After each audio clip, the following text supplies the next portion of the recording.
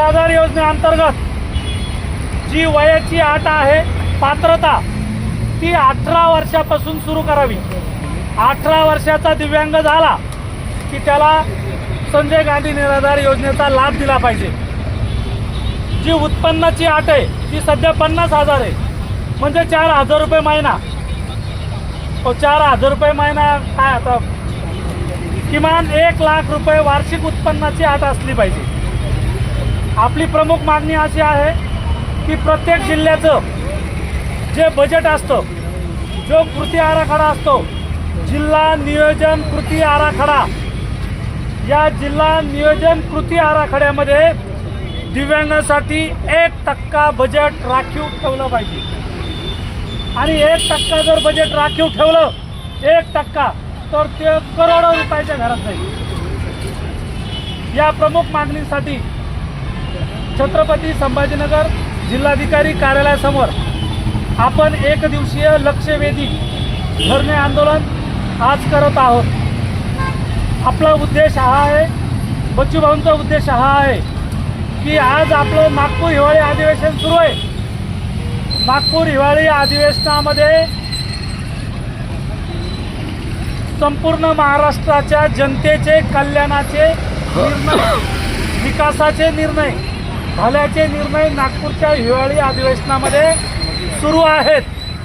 तर दिव्यांगाचेही प्रश्न मार्गी लागले पाहिजेत, म्हणून आपण हे लक्षवेधी आंदोलन आपल्या जिल्हाधिकारी कार्यालयासमोर करत आहोत। संघटनेचा प्रहार दिव्यांग संघटनेचा अरे दिव्यांगांचा 5% निधी, दिव्यांगांचा 5% निधी, आमदार खासदाराच्या फंडातला 5% निधी, अरे संजय गांधी निराधार योजनेचे 2,500 रुपये मानधन, 2,500 रुपये मानधन कोण म्हणतो देत नाही, कोण म्हणतो देत नाही।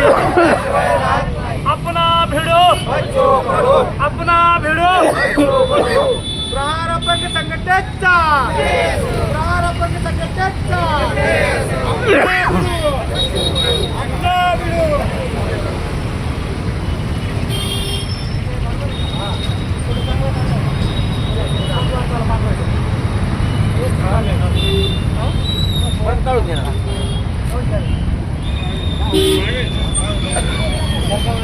आपण इथं जिल्हाधिकारी कार्यालयासमोर 1 दिवसीय लक्षवेधी धरणे आंदोलन साठी बसलेले आहेत। आपली काय मागणी आहे आमच्या दर्शकांना सांगा।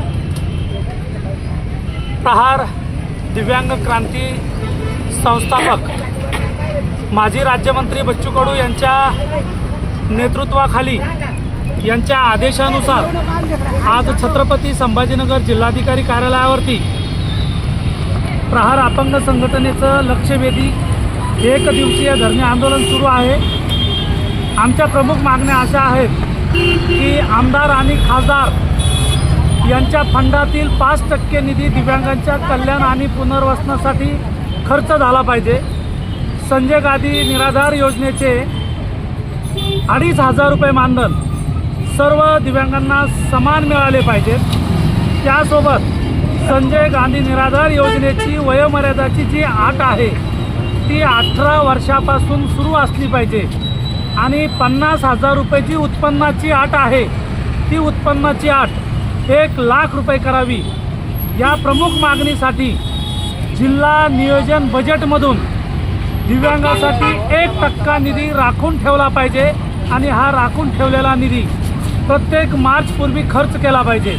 या प्रमुख 4-5 मागण्या घेऊन आज आम्ही राज्यस्तरीय आंदोलन संपूर्ण जिल्हाधिकारी कार्यालयासमोर सुरू करत आहोत। त्याच धर्तीवर छत्रपती संभाजीनगरच्या जिल्हाधिकारी कार्यालयासमोर प्रहार अपंग संघटनेच्या वतीने हे राज्यस्तरीय 1 दिवसीय लक्षवेधी धरणे आंदोलन सुरू आहे। ठीक आहे, आपलं नाव सर? शिवाजी गाडे, जिल्हाध्यक्ष प्रहार अपंग संघटना छत्रपती संभाजीनगर। अब एक बार जोर से घोषणा बस। प्रहार अपंग संघटनेचा, प्रहार अपंग संघटनेचा, कोण म्हणतो देत नाही।